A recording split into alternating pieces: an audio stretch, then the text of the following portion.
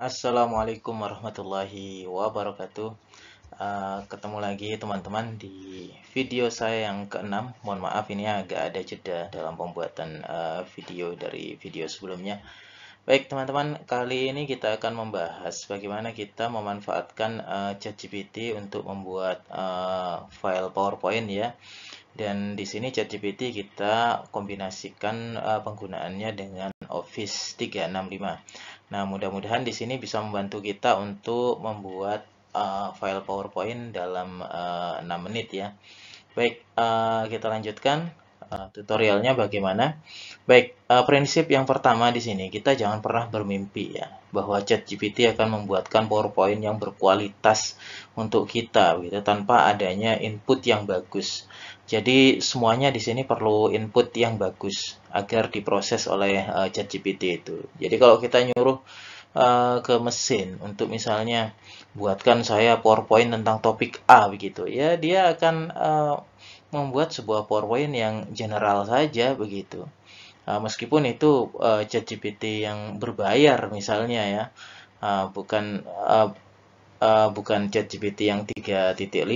Tapi kalau inputnya itu tidak bagus, maka hasilnya juga tidak akan seperti yang kita harapkan begitu. Jadi prinsipnya di sini kita menggunakan ChatGPT itu sebagai asisten kita. Biasanya saya kalau membuat PowerPoint dengan ChatGPT, itu makalahnya harus ada dulu begitu. Makalahnya harus ada dulu dan itu sudah harus saya buat begitu. Jadi ChatGPT hanya menyiapkan PowerPoint berdasarkan pikiran yang telah saya buat dalam makalah itu. Seperti itu. Baik, langkah-langkahnya bagaimana? Sini ada beberapa langkah pendek ya. Yang pertama di sini jelas di sini siapkan materi untuk bahan input. Nah, itu harus ada. Materinya apa? Biasanya kalau saya makalah sudah dalam bentuk PDF gitu, siap untuk kita upload di ChatGPT. Kemudian yang kedua di sini kita siapkan prompt ya. Buatlah file PPT yang berdasarkan informasi dari file terlampir. Titik. Saya ingin PPT tersebut di setiap slide berisi poin-poin utama yang disertai penjelasan. Itu prompt yang kami pakai di sini. Bisa prompt ini dalam bahasa Indonesia, bisa dalam bahasa Inggris di sini. Jadi saya menggunakan prompt ini karena memang style PPT yang umum di Indonesia itu adalah ada poin utama, kemudian ada penjelasannya seperti itu. Kalau kita memerintahkan ChatGPT untuk membuatkan PowerPoint berdasarkan uh, file atau makalah yang kita upload ke situ, maka bisa jadi di situ yang keluar hanya poin-poin utamanya saja tanpa ada penjelasan seperti itu. Nah, jadi saya menggunakan menggunakan prompt ini karena kebiasaan yang ada di Indonesia itu adalah ada poin utama, kemudian ada poin penjelas gitu, poin penjelas yang harus ringkas gitu. Jadi bukan satu paragraf dimasukkan ke dalam satu slide, tidak ya. Namanya PowerPoint ya poin-poinnya aja. Nanti kalau kebanyakan teks di situ ya bukan lagi PowerPoint, nanti jadi Power Text kira-kira begitu. Nah, bila prompt di atas hanya menghasilkan outline tanpa file PPT di sini, maka berikan prompt lanjutan. Jadi kadang prompt sebelumnya itu gagal ya. Sudah kita coba, kemudian hasilnya itu tidak seperti yang kita harapkan. Dia hanya bikin outline saja gitu, tidak ada filenya. Nah, kalau itu yang terjadi, beri perintah tambahan, sediakan file PPT-nya untuk saya, begitu aja. Nanti dia akan buat. Nah, kemudian nanti hasil file PPT-nya itu berwarna putih ya, polos. Nah, kemudian kita melakukan editing desainnya dengan PowerPoint 365 di situ, yang kita bisa mendapatkan fitur desain otomatis gitu. Baik, prakteknya bagaimana? Kita lihat di video berikut ini. Nah, ini PowerPoint, kita attach file dulu dari komputer. Di sini saya sudah siapkan di Emergence of New Century in Indonesia, papernya Yon Mahmudi. Jadi bukan paper saya ini papernya orang ya, papernya Yon Mahmudi di sini.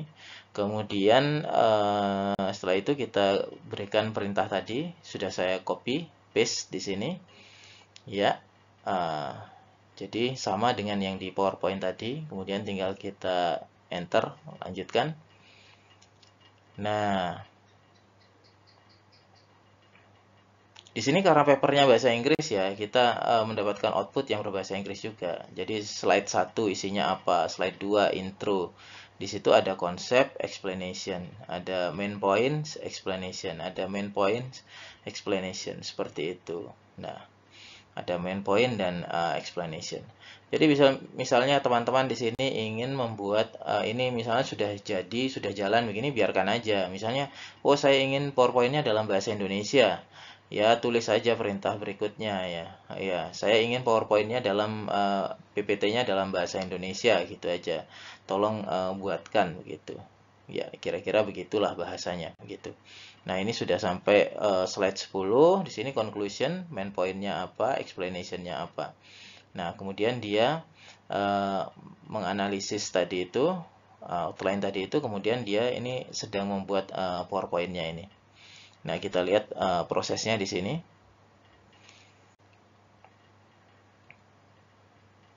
Ya, jadi dengan membuat PowerPoint dengan PPT ini bukan berarti kita tidak menggunakan otak kita ya. Kemudian mesin yang membuat tidak begitu. Secara etis di sini kita harus menggunakan pikiran kita di sini. Jadi pikiran kita yang sudah dalam bentuk makalah kita upload ke PowerPoint, kemudian kita upload ke ChatGPT, kemudian ChatGPT di sini yang akan membuatkan PowerPoint-nya untuk kita seperti itu. Nah, dan karena di sini ada pikirannya begitu, pikiran dari manusia, maka ChatGPT di sini dengan mudah di sini dengan detail juga menemukan poin-poin utama di setiap pembahasan di situ, kemudian memberikan penjelasannya seperti itu. Nah, ini sudah slide 9, slide 10 conclusion. Dia sudah buat. Nah, ya. Kita tinggal tunggu sebentar lagi di sini. Nah, ya. Nah, itu dia. Download the presentation yang warna biru itu. Tinggal kita klik. Ya, kita download filenya. Kemudian kita simpan di folder tertentu.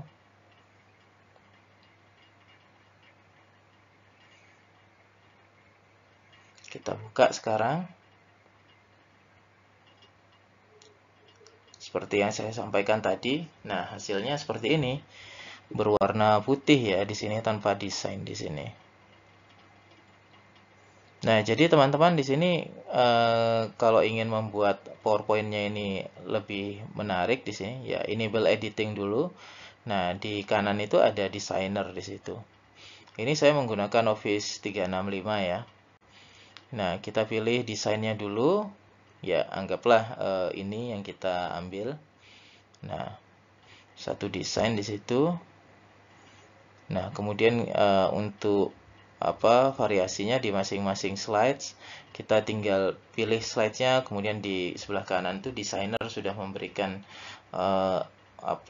memberikan tawaran-tawaran desain mana yang kira-kira akan kita pakai. Ya, dikerjakan aja begitu seterusnya. Dan teman-teman di sini ingat bahwa ChatGPT di sini bisa membuat kesalahan. Jadi setiap kali di sini teman-teman melakukan proses apapun gitu, apalagi presentasi seperti ini ya menggunakan ChatGPT, silahkan dicek lagi substansinya. Jadi dengan menggunakan ChatGPT di sini untuk membuat PowerPoint, sebenarnya di sini kita sudah sangat terbantu ya. Kita sudah hemat waktu. Bayangkan kalau kita ini membuat PowerPoint di sini secara manual di sini, ngetik satu-satu gitu. Nah, kira-kira untuk buat 10 slides yang berkualitas seperti ini, kira-kira itu butuh waktu berapa lama? Ya, yang pasti tidak 5 menit seperti itu. tidak 6 menit seperti itu. Kita akan butuh waktu yang sangat lama seperti itu. Ini PowerPoint-nya isinya daging semua, tapi ya tetap harus kita cek ya. Nah, sekali lagi di sini kita menggunakan PowerPoint di sini sebagai asisten kita untuk menyelesaikan tugas-tugas ya. Dan saya di sini menghindari penggunaan ChatGPT untuk melakukan analisa begitu. Lalu kita pasrah gitu. Saya menghindari itu. Jadi kita boleh menggunakan ChatGPT untuk memberikan gambaran atau tawaran-tawaran kira-kira alternatif yang mungkin untuk penyelesaian sebuah masalah misalnya atau untuk analisa, silahkan. Tetapi tetap manusia sendiri yang nanti harus memutuskan, memodifikasi, kemudian ya namanya ini juga pekerjaan mesin ya, tidak 100% maksud saya di sini pekerjaan mesin di sini bisa membuat kesalahan seperti itu. Ya manusia juga bisa membuat kesalahan seperti itu. Tetapi jangan sampai kita kemudian pasrah kepada mesin, kemudian kesalahan itu terjadi tanpa kita tanpa kita ikuti prosesnya, tanpa kita sadari betul-betul seperti itu. Nah, jadi itu aja video kali ini teman-teman ya. Mudah-mudahan dengan video ini teman-teman lebih hemat waktu untuk membuat PowerPoint. Bagi teman-teman yang ada di sini sudah menonton video ini sampai akhir, mohon like, subscribe, dan komen kira-kira tutorial apa lagi yang dibutuhkan oleh teman-teman. Silahkan tulis, kalau saya bisa melakukannya saya akan buat videonya. Dan channel ini kami khususkan penggunaan AI di sini untuk social sciences gitu ya. Mohon maaf kalau yang non-social sciences saya tidak berkompeten di bidang itu. Sekian, Assalamualaikum warahmatullahi wabarakatuh. Sehat selalu dan sukses selalu.